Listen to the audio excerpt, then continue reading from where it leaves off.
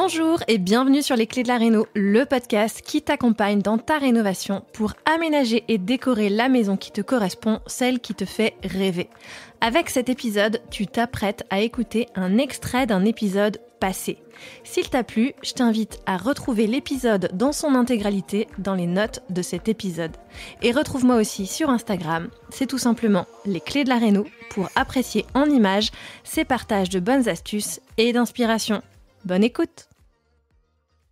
Négliger les espaces techniques, c'est s'assurer tout simplement de manquer de fonctionnalité, de rangement, de l'utilisation de nos espaces au quotidien.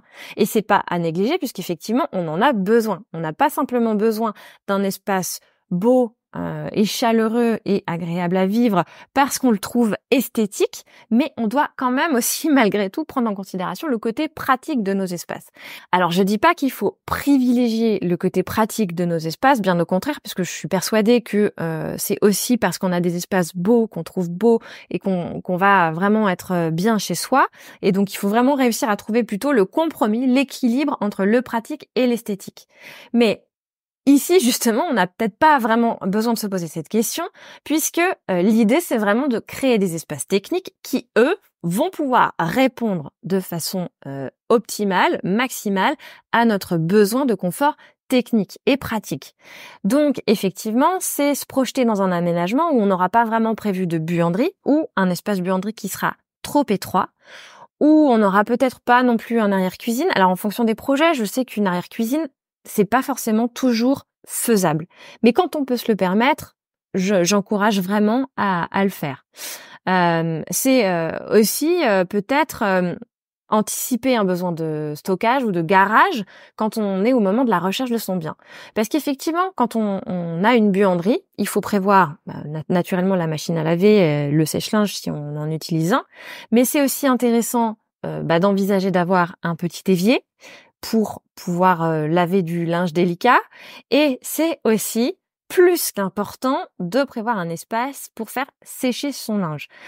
Que ce soit, l'espace va être plus ou moins grand si on a un sèche-linge ou non, et puis un extérieur ou non également, mais malgré tout, prévoir un endroit où on pourra positionner un tank à vide, comme on appelle, pour faire sécher son linge, plutôt que finalement se trouver dépourvu d'espace pour l'entreposer et se retrouver à le mettre dans la pièce à vivre ou dans un couloir sur une mezzanine, quelque chose qui est censé être un peu plus esthétique et moins de l'ordre de l'espace technique, et de se retrouver donc avec ça dans son quotidien et à le supporter et à le voir tous les jours.